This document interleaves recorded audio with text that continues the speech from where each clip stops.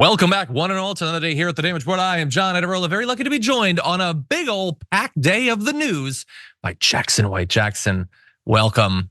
Yes, it's definitely good to be here. And again, it's been like the past 4 or 5 times that I've been on TYT. We've been on together. So I know. I was just thinking Tuesday. On Friday, I mentioned how we keep doing the show together, and I'd forgotten at that point that we'd booked you to do Tuesday, and I was like, geez, we're basically co-hosts on a show together, constantly. But it works well. It does work well, and you know what? Don't just trust our word, everyone. We're gonna prove it right now. It's some awesome news because there's a lot going on. Not only on the legal side for Donald Trump, he's got some interesting defenses of himself that he's rolling out that we're going to evaluate. A little bit of a preview of some damning evidence that the special counsel's put together for his election subversion case, which is forthcoming in less than 2 months now. And then a whole lot more besides. Roger Stone pushing for even more violence than we thought, worse crimes that had been alleged previously. Nikki Haley caught out in a lie that I think is awesome. And Lauren Boebert assures us she did not punch her husband in the face.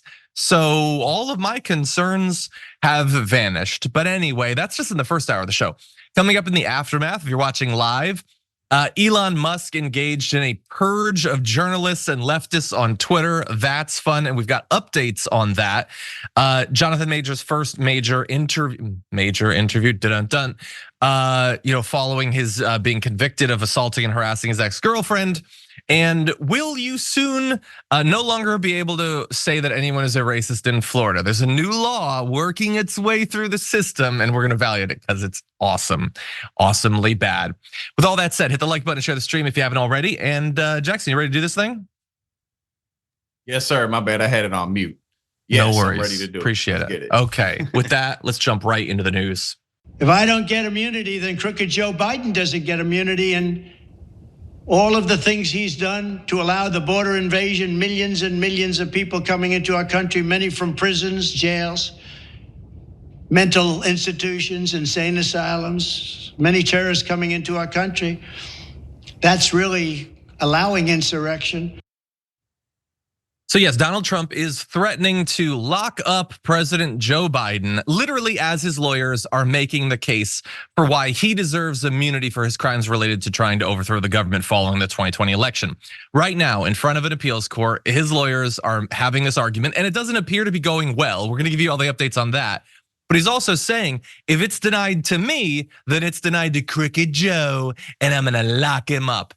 And he's obviously in a muddled state of mind because he started talking about how if there's migrants coming across the border, then that's insurrection, which that's now a section like 3 of the 14th Amendment argument. So he's getting like his trials mixed up with him being removed from the ballot. Look, he's got an addled mind and he's quite old. But anyway, you should know that his lawyers have apparently faced a very skeptical reception before this appeals court as they tried to argue that all of what he did in trying to overturn the results of the election is handled under this vague, untested concept of presidential immunity. The actual trial in this case will be in March, so stay tuned for that. But we have John Sauer, who argued that for presidents to be able to be charged in a criminal prosecution and to get past their immunity, they have to first be impeached and convicted by the Senate. And for more details on that, you can check his sources, which are, he came up with it, I guess. But anyway, I'm not convinced. Judge Florence Pan also didn't seem super convinced, asking, you're saying a president could sell pardons, could sell military secrets, could tell SEAL Team 6 to assassinate a political rival? And Sauer wants to earn his paycheck, so he was unflappable. He said he would have to be and would speedily be impeached and convicted before the criminal prosecution. And what he means by that is that magically this shield of immunity goes away if you're convicted by the Senate. But the interesting corollary to that is if he ordered SEAL Team 6, maybe on Twitter or on Rumble, to assassinate a political rival, and then you had enough people of his party in the Senate that they said, we're just not going to impeach and convict him, then you couldn't charge him with a crime. That is what Trump's legal team is saying. That he was put on the spot by this insane hypothetical of assassinated political rival, and he has to say that, yeah, you're immune unless they convict you. And obviously in this case, they did not. So, and they will never, the Republicans of the Senate will never allow it regardless of what he does. So they consider that to be like a perfect defense. But thus far, the judges don't seem to be that convinced. Jackson, I want your opinion on this. We'd been discussing before the show sort of what passes for a defense for Donald Trump. And it's basically never, here is why what I did is not a crime. It's always, I can't crime. It's cool if I crime. Would you please look the other way while I crime? What do you think? Pretty much, it's literally that. It's either I'm immune, blank, point blank, period, or I didn't know any better, so give me a pass. Which, as we talked about, is a lot of the time a defense that people in high positions will have who maybe a week or a month before, these are the guys who you shouldn't question. They're the ones who knew everything. But Donald Trump really is in such an interesting position. One, he doesn't need to be dealing with any of these felonies in the first place, but he is nonetheless. But, Biden is not in that good of a position in terms of his polling, but that can change. Now, the problem that Donald Trump really has is he has no defense for any of this. What are these judges really going to do? Even Trump appointed judges. Like, do you really want to let this man just pass with immunity? Oh, yeah, Donald Trump's immune. Well, Republicans have been losing since 2018. So it's pretty fair to say that eventually a Democrat's going to be president again. It could be Biden in 2024. Do you want Biden to move forward with that type of with that type of precedent, since precedents are being talked about? It's just, for anybody who really wants Donald Trump to get back in office, he's making it really hard for that to happen because of what's going on in the courts. It's like, how can you win with this defense? You can't. And that's why he keeps losing. So if there was ever a man who was his own worst enemy, it's definitely Donald Trump. Perfect case study. And he deserves it.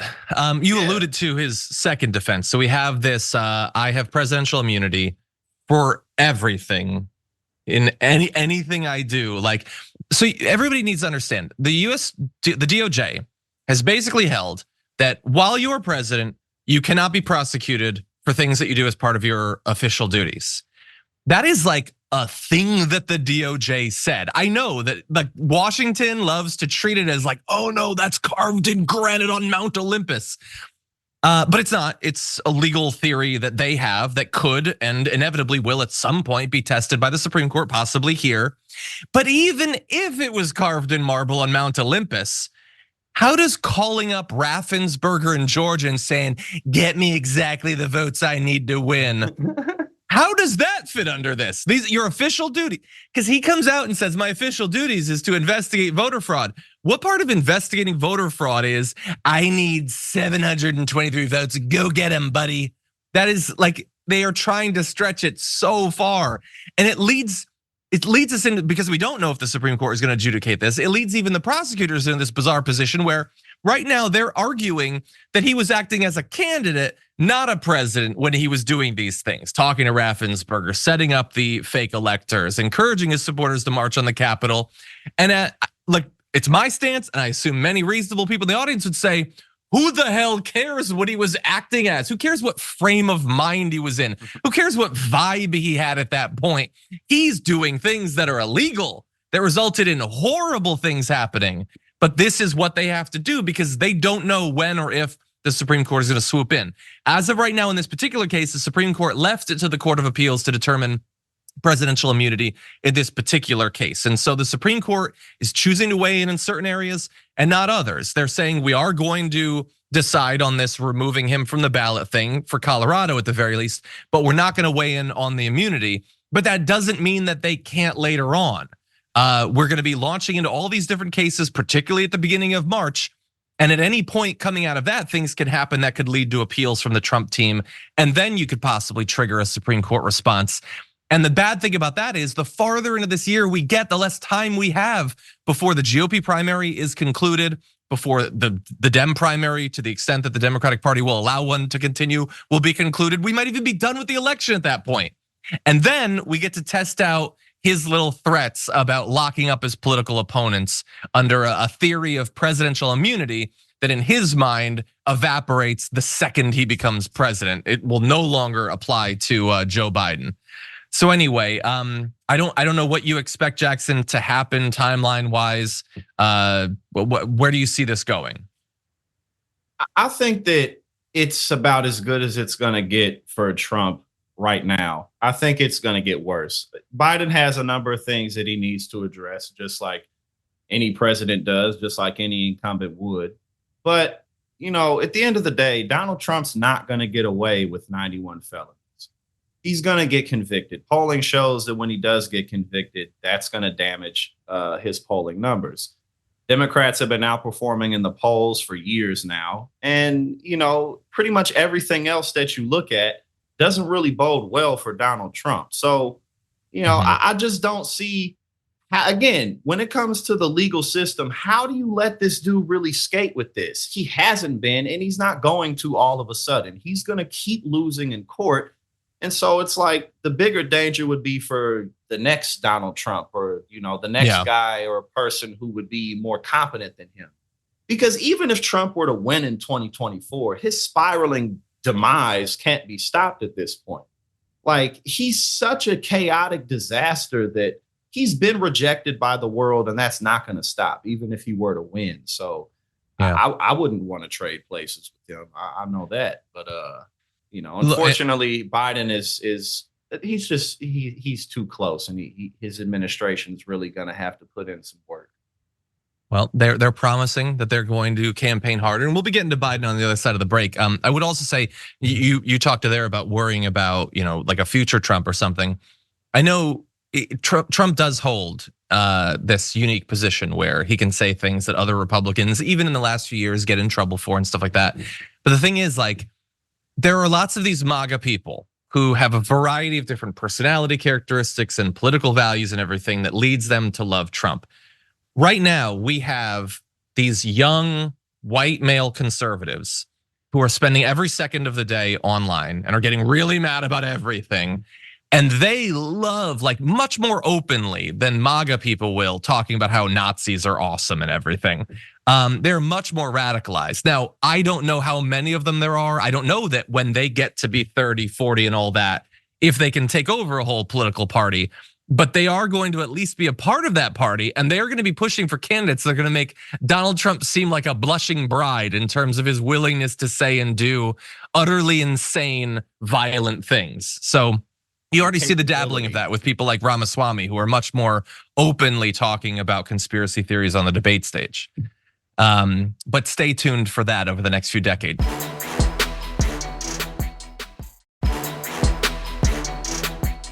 Special counsel Jack Smith's team has apparently uncovered damning evidence of just how little Donald Trump was willing to or interested in doing to stop the violence on January 6th. And legal experts looking at this are saying that this could really hurt Trump at trial because, for whatever reason, his state of mind, his intent is a very big part of how culpable he will be. And this gets to what his state of mind was. So a lot of this is coming from his former deputy chief of staff, Dan Scavino, who apparently told Smith's investigators that as the violence was beginning, Trump, quote, was just not interested in doing anything to stop it. And interestingly, as the Capitol breach unfolded and people are rampaging through the Capitol, a small group of people gathered, like Trump insiders, gathered around Trump. Dan Scavino is one of them, trying to persuade him to send a forceful message to the protesters. Instead, after about 20 minutes of urging, they left Trump alone and in the White House dining room. And that's when he sent the tweet saying that Mike Pence doesn't have, quote, the courage to do what should have been done to protect our country. That timeline is damning. We have cops being pulled to the ground, beaten. For 20 minutes, his aides are saying, you have to do something. And he's like, no, I don't want to do anything. And the second he's alone, he spurs the protesters on. The protesters who he in court is going to try to pretend are like Antifa provocateurs or whatever. Well, you're not acting like they're going against your wishes. We have more. Scavino then printed out several tweets to propose to Trump. Why they needed to be printed out, I have no idea. But anyways, like, just send these things to save your bacon. And then around 2:38 p.m. local time, so I believe this is like 20, 30 minutes later, a tweet did appear on Trump's Twitter account that says, "Please support our Capitol Police and law enforcement. They are truly on the side of our country. Stay peaceful." So after quite a while, they apparently sent out one of the Scavino ones. Trump apparently did not draft that tweet. And yes, it is laughable that the tweet hours into the riot says "stay peaceful" when people have already been brutally injured, but that's what he's got. We have former Trump aide Nick Luna telling federal investigators that when Trump was informed that Mike Pence had been rushed to a secure location, Trump responded, "So what?" I mean, that is his #1 ally, almost being caught by the rioters. And he tells someone who's talking to the special counsel's team, so what? He doesn't care about a lethal threat to his VP. That is gonna hurt. And just a little bit more. He's obviously watching all of this on TV and doing nothing. And when he's watching clips of the riot, he apparently said, "This is what happens when they try to steal an election." And then this guy Philbin says, "Mr. President doesn't justify this." So he's trying to protect himself. But yeah, again, so if state of mind matters, seeing violence, seeing windows being broken, seeing lawmakers rushed through the hallways, being told that your vice president just narrowly escaped and he's being held at a secure location, and you say, "Well, this is what happens." I mean, if frame of mind matters, I don't know how you get better to his violent, hateful, fascistic, anti-democratic frame of mind than what these multiple sources from the day are telling that team. We have a little bit more, but I want your thoughts, Jackson, on what has been revealed. Well, first, of course, he wasn't willing to stop it because, this is who he is. Anything to advance his, 24-hour attention span and thought process in terms of how far he looks ahead. But one of Trump's huge problems that he has in terms of why his spiraling demise won't stop, and this is a good example of how karma's real, is he doesn't really have any more powerful friends in high places. He has MAGA, he has his cult base who wants him to win. But what can powerful people get from him that they can't get from anybody else extremely easily? Like for instance, like the whatever deal he got with the Saudis. We've been in bed with the Saudis for decades. What type of capitalist scheme or capitalist project can the world over not get from Joe Biden or anybody else that they can't get from Donald Trump? Donald Trump throws everybody under the bus. That's already hurt him, and it's going to continue to hurt him. This dude, he's on Truth Social attacking the Supreme Court justices. Yeah, I mean, this is what he does. This is who he is. He has many other problems, but again, one of his biggest issues is people who are at his level or higher. What use is he to them? And this is one of the biggest reasons. You know what you're gonna get with him. He's gonna throw you under the bus. Yeah, there's definitely so there's huge risk as an individual. You never know when he's gonna no longer be interested in you, throws you under the bus, as you say. And in terms of like him as the leader of a movement, well, he lost the 2020 election. He caused them to choose a bunch of Senate candidates that had seemingly no chance of winning. I mean, they did lose. So there's a big risk to that as well. I think on policy, I think that he will deliver much of what almost any of these Republicans will from the point of view of the Republican, like the kingmakers, the actual money people behind the scenes. But it might be that they made the calculation that, we keep losing at the national level, the Republican Party. Like we won in 2004, and other than that, we can't put together a popular vote win. Maybe he's the only guy that can get it done, is because he inspires this insane rabid movement. But even he hasn't been able to win the popular vote. So it's tough times for them. Anyway, when this trial starts, we're gonna hear more, probably directly from these people, from Scavino and the others, and it is just gonna be just absolutely damning. Like really fast to end this before we move on, and we're gonna lighten it up a little bit. He had said to one of these aides, here's a Twitter message I'm thinking about sending. Let me know what you think. These are the things and events that happen when a sacred landslide election victory is so unceremoniously and viciously stripped away from great patriots. Remember this day forever.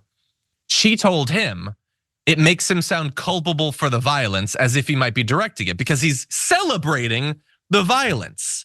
You can't send this because it's celebrating the violence. But many of you watching this are thinking, wait, that's very familiar. I know that tweet. Yeah, because he did send it. She said, "This makes you seem responsible." And he was like, "Whatever." And he sent it out. Now, about an hour later, his Twitter account was suspended. So that was awesome, but nothing else about this was. And that, like, when he's being told by all of these aides, you are making it worse, you're making it seem as if you love this, and then he's doing it all anyway, again, like, I don't know what legal defense you have to this, but perhaps we'll find out together. Anyway, I wanna lighten things up a little bit and get into, we're not gonna talk much about Trump and the election, but I do have one video I wanna play that I feel like should be used in campaign ads. Take a look at this. When there's a crash, I hope it's going to be during this next 12 months, because I don't want to be Herbert Hoover. The one president, I just don't want to be Herbert Hoover. That's Donald Trump hoping that the economic crash happens in the next 12 months. Love to have right-wing populism. Just, people like Trump who understand the struggles of working Americans, those who have the least. He's not there for the wealthy. He's just hoping that the economy crashes in the next 12 months, which would be absolutely devastating. In 2008, when the economy crashed, people lost their homes, people lost their businesses, they were put out on the street. People's plans and financial lives, their futures that they had imagined vanished. And he's hoping that it happens in the next 12 months. He's saying it's gonna happen anyway. I don't want it to happen under me. I don't want to be Herbert Hoover. But he wants it to happen in the next 12 months. He'll be president for at least part of that. So he doesn't seem to mind that the crash happens, as long as it happens ideally before he becomes president, so he won't be blamed for it. If you are a not well-off right-winger, a poor conservative, he doesn't give a damn about what this would mean to you and your family. And I think that if the Biden team doesn't put that in ads between now and election day, then that is a massive dereliction of duty. Jackson, what do you think? Oh yeah, I hope the economy crashes because that'd be really good for my prospects. I mean, because a lot of the economic forecast was that the economy was supposed to go down. Another problem that Trump has for his general election campaign, and keep in mind that hasn't begun yet. He doesn't have a general election campaign. One of his biggest problems is he's already been president. What is he going to talk about? The economy was better. No, it wasn't. The economy's better now than it was when you were in office. And it always blows my mind. And I think I may have said this on the power panel. When Donald Trump was in office, the entire country shut down for a year and millions of people lost their jobs. And of course, Republicans didn't blame the guy at the helm of the nation, but that's going to come back too. What are you going to talk about? Healthcare? What are you going to say? The only way he would have a campaign is if the economy crashed. So, it's just Republicans really should have went with somebody else, but they didn't. Even if he wins, they should have went with somebody else. Yeah, well, look, the courts might save them. We'll see. Maybe. But yeah, just devastating. And so I hate getting into the economic indicators or whatever, because there are the high level indicators that are better than expected. 216,000 jobs in December of 2023. Unemployment rate at 3.7%, which exceeds what economists were saying was going to happen. Inflation rate dropped from 9.1% in June of 2022 to 3.1% in November.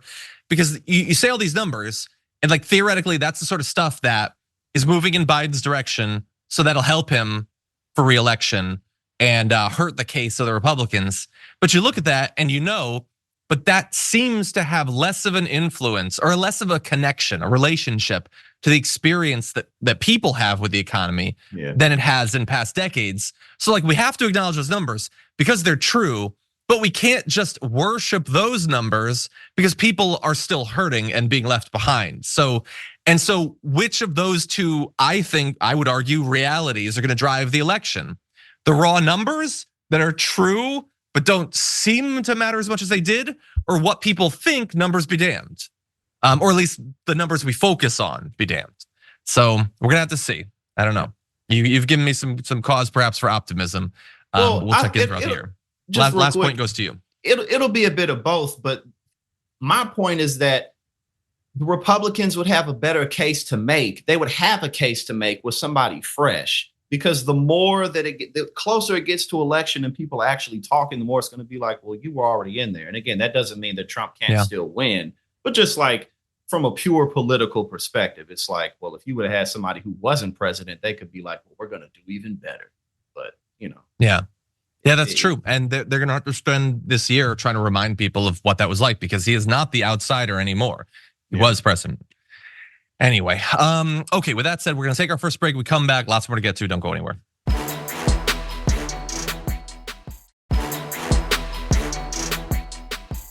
On June 17, 2015, the beautiful souls, five survivors, invited a stranger into this church to pray with them. The word of God was pierced by bullets and hate, of rage, propelled by not just gunpowder, but by a poison that has for too long haunted this nation. What is that poison? White supremacy. Oh, it is. It's a poison. Throughout our history, it's ripped this nation apart. It has no place in America. Not today, tomorrow, or ever. So as part of his more aggressive stance in his campaign, you saw there President Joe Biden speaking at Mother Emanuel Church, the site where 9 black parishioners were shot to death not too many years ago. He talked about that event. He linked it to some of the incredibly toxic, violent movements that we see in American politics these days. And he centered it as one of the issues that he thinks this election should be decided on, about the rise of hate, politically motivated violence, and those sorts of things in this election. At the same time, he also targeted not just Donald Trump, sort of the leader of that movement from Biden's point of view, but also talked a little bit about the Civil War in a fairly clear swipe against Nikki Haley. After the Civil War, the defeated Confederates couldn't accept the verdict of the war. They had lost.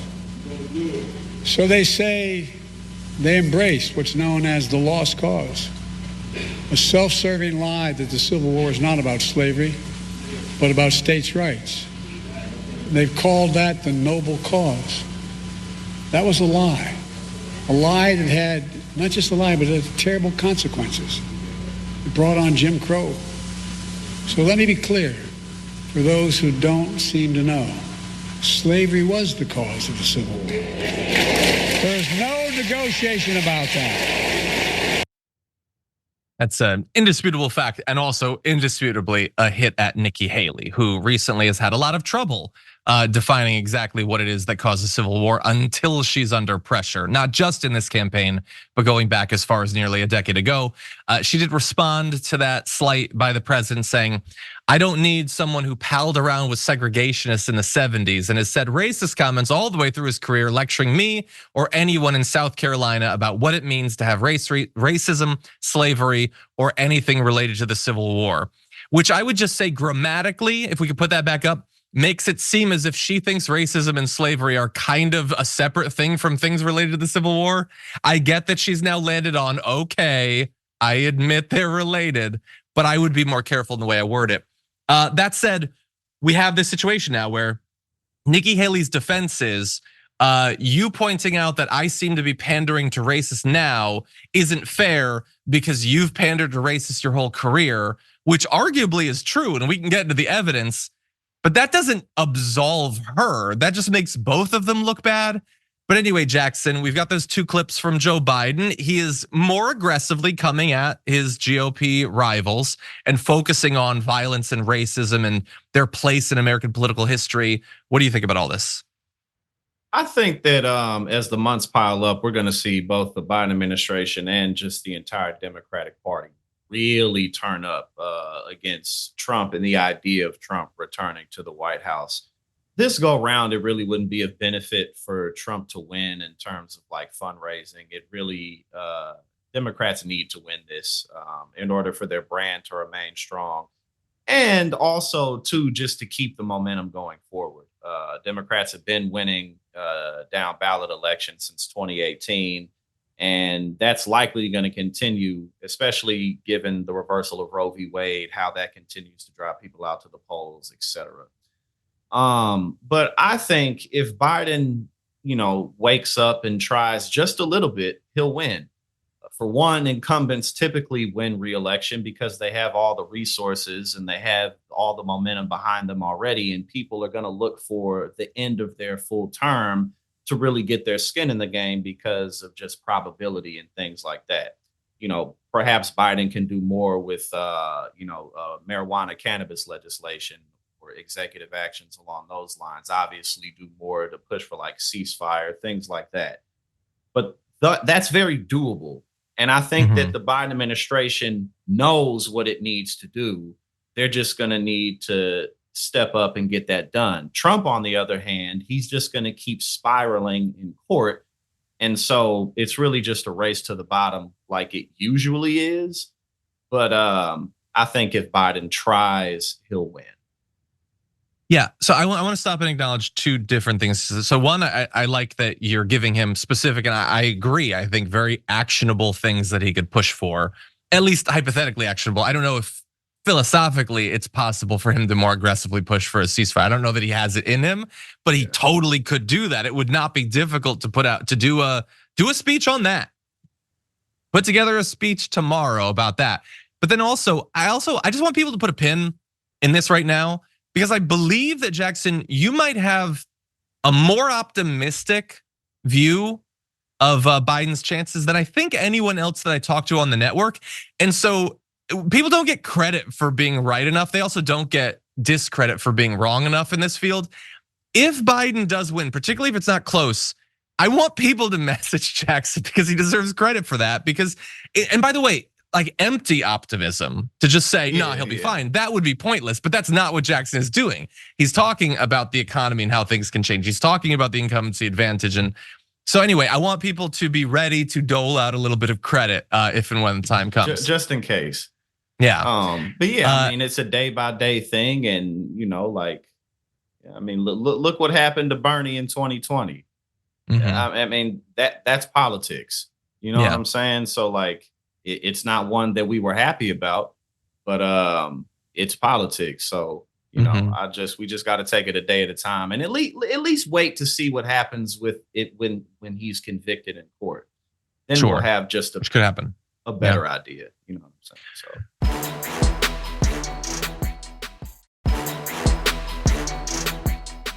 That's why time and again they lost in every court of law that challenged results. 60 losses in courts of America. There's one thing they don't have. They don't have respect for the 81 million people who voted the other way, voted for my candidacy, and voted to end the presidency. In their world, these Americans, including you, don't count. But that's not the real world. That's not democracy. That's not America. In America, we all count. In America, we witness to serve all those who, in fact, participate. And losers are taught to concede when they lose. And he's a loser.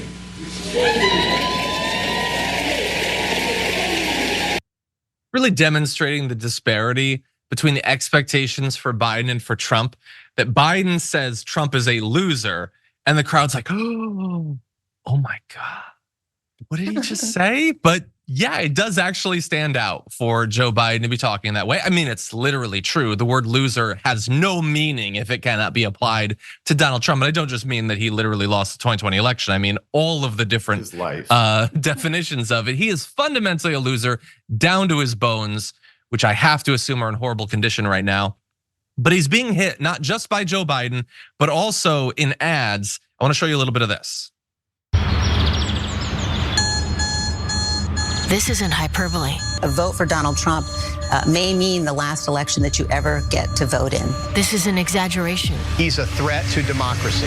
This is Donald J. Trump. He was the 45th president of the United States. He caused an insurrection at the Capitol. And sorry to ruin your Christmas, but he's running again. This guy is openly running as a wannabe dictator. Trump said he would terminate the Constitution so he could be president again. Do you know who also did that? Mussolini, Chavez, Pinochet, all of them shelved their constitutions to centralize power. Trump is planning to purge tens of thousands of civil servants and replace them with loyalists. Authoritarian Viktor Orban used the same tactic to dismantle Hungary's democracy. Donald Trump's chances of winning are very real. The alarm is going off. Everyone needs to wake up. We have a choice between protecting our democracy or letting Trump destroy it. It's time to get off the sidelines. We can't let Donald Trump get close to the Oval Office again. So look, that's obviously very aggressive, and we're used to ads like that running during elections. If you've been paying attention for a few cycles, there's always stuff like that. But I would say that while they're always kind of hyperbolic and over the top, I mean, Trump does throw around the term dictator a lot in kind of a positive sense. He's the guy that posted this word cloud of what people think about when they think of him. He saw the word revenge, dictatorship, dictator, and he thought, oh, cool, let me post that. He's the one saying he will be a dictator for a day. So if anyone is making these ads seem justified, yeah, I think it's gonna be him. But Jackson, what do you think? Yeah, I mean, at this point, anything that gets lobbed out against Trump is either something that's verifiable because it actually happened or something that he said himself. And like his whole campaign is just gonna, because he's still saying that he won in 2020. He kind of got away from that for like 5 minutes, but then of course he's back on. His whole campaign is just, I won in 2020, and oh look, I'm totally innocent of everything I've ever been accused of in my entire life. So he brought it upon himself. Boo hoo, poor Trump. Poor Trump. Hopefully we'll be able to say that together in mid-November of this year. Right. Anyway, I want to very quickly go to this C block. We're just going to talk for a couple minutes about it because I would feel really bad if we did not get to this story. So let's jump whenever ready into this. Trump stooge Roger Stone apparently discussed and plotted the potential assassination of prominent Democrats in the weeks leading up to the 2020 election. This, by the way, is new reporting on top of last week's revelation that he had also discussed kidnapping and punishing people involved in the Mueller investigation and other Democrats. Now it has gotten all the way to the point of him talking about assassinating Jerry Nadler and Eric Swalwell. This conversation apparently happened in a restaurant in Florida in the weeks leading to the 2020 election. And he told then NYPD officer Sal Greco, it's time to do it. Let's go find Swalwell. It's time to do it. Then we'll see how brave the rest of them are. It's time to do it. It's either Nadler or Swalwell has to die before the election. They need to get the message. Let's go find Swalwell and get this over with. I'm just not putting up with this blank anymore. By the way, he had previously talked about wanting to punish Aaron Zelinsky, a prosecutor working under Robert Mueller at that time, saying you have to abduct him and punish him. That has to be done. It will be easy to abduct him because he is a weakling. So look, Roger Stone has a very long enemies list, obviously. And talking with someone like Sal Greco, a guy who's a cop, he's got weapons and everything. This is about as serious as it gets because he seemed really set on hurting some Democrats, killing some Democrats. Now, previously, when the we should kidnap Zelensky thing came out, he said the audio was faked. They literally have audio of him saying it.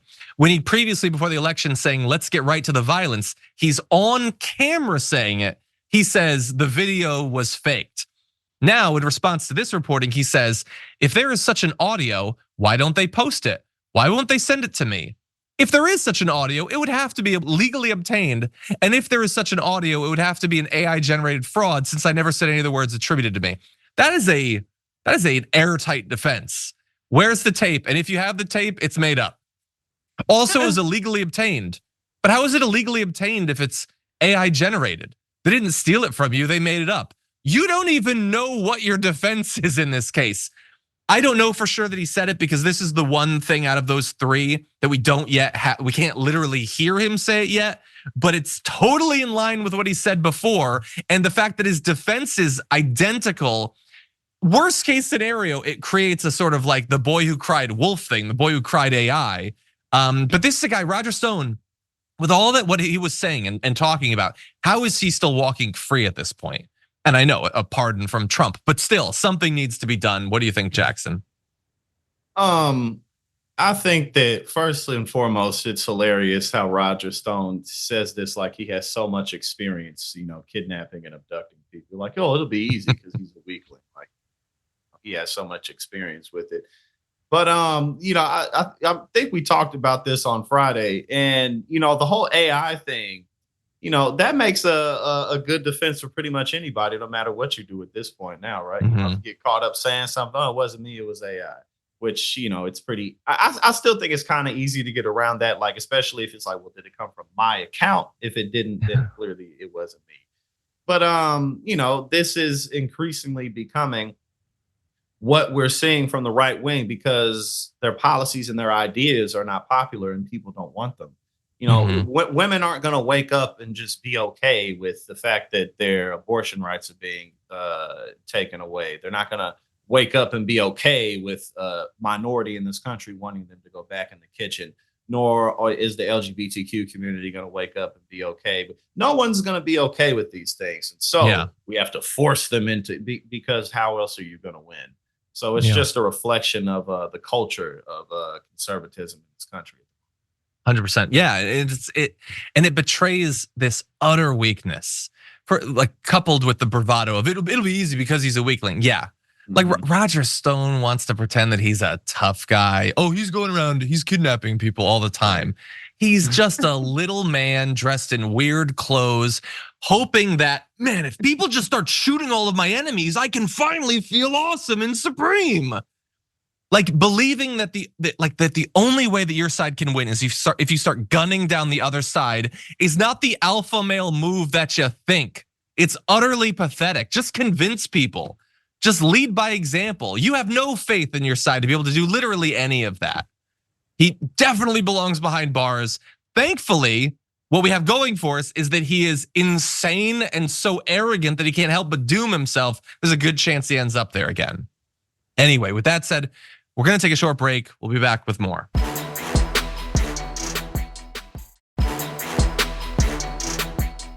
Governor DeSantis is hitting you for claiming the retirement age is, quote, way, way too low. He said, quote, I don't know why she's saying that. So are you saying that? Where do you stand? I have never once said that. I never once said that. A strong denial by candidate Nikki Haley to the idea that she said that the retirement age is too low. But unfortunately for her, it appears that she did in fact say that. Let's see this.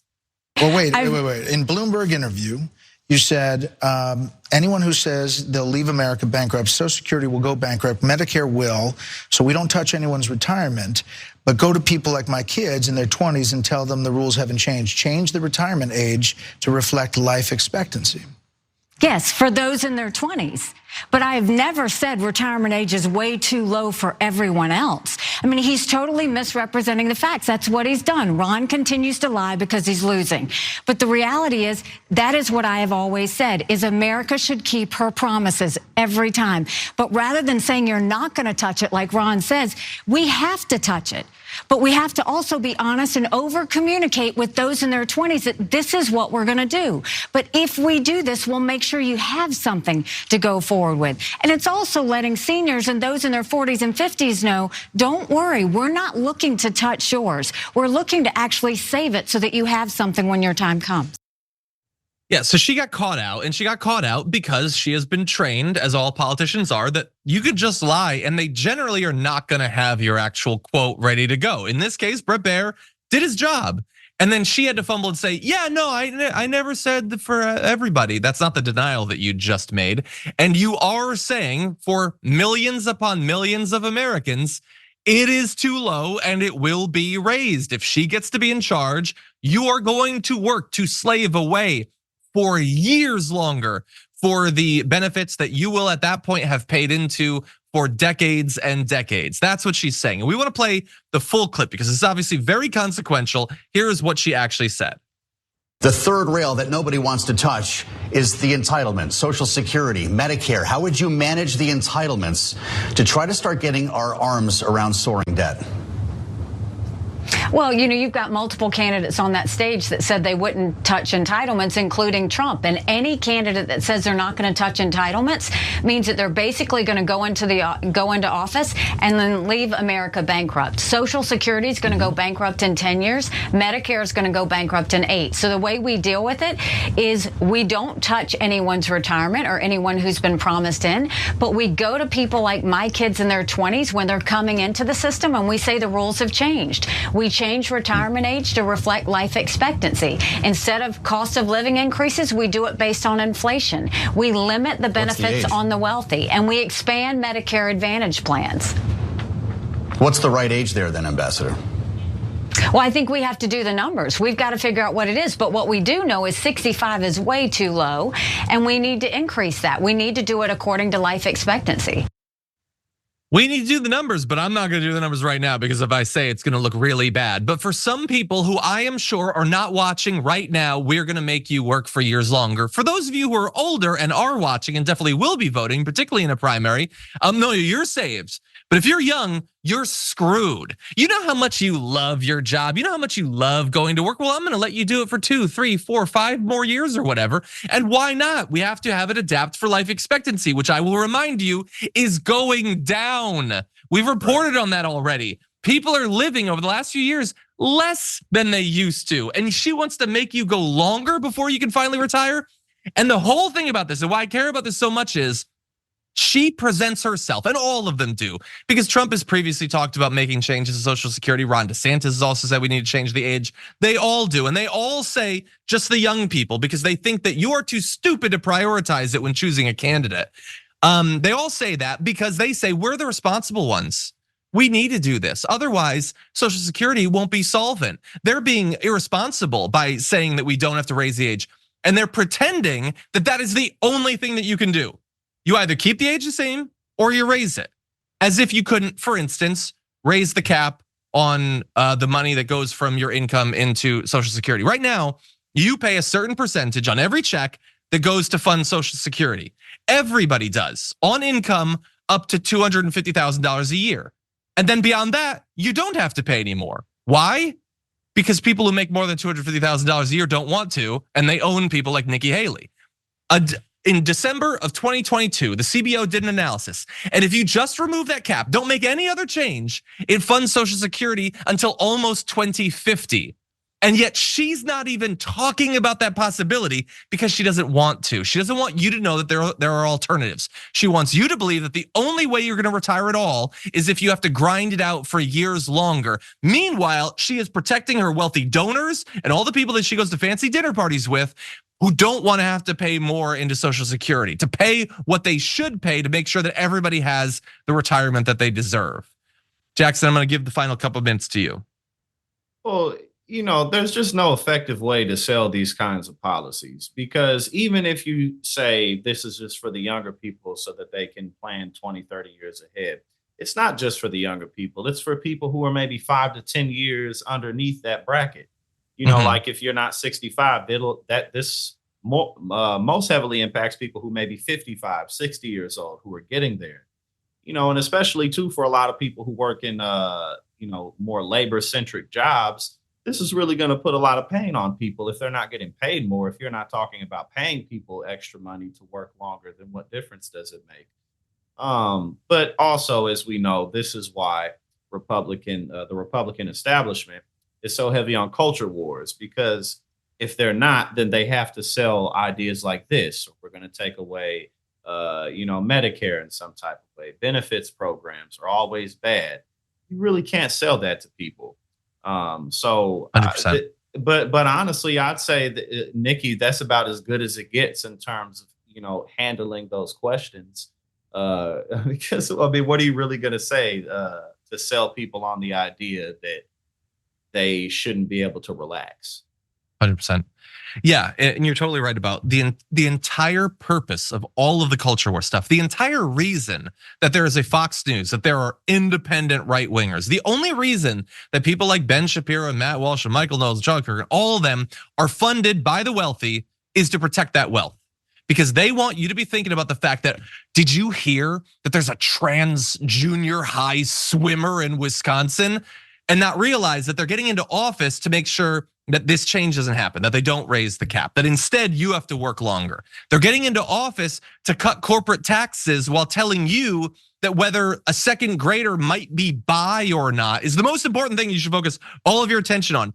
They are obviously distractions that some people in media are being paid very handsomely to focus you on while you're being robbed behind your back. Anyway, we're over. I apologize. It's all the time we have in the first hour, but there's a lot more to come in the aftermath, including Lauren Boebert. Did she or did she not sock her ex-husband in the face? We'll weigh the evidence after this.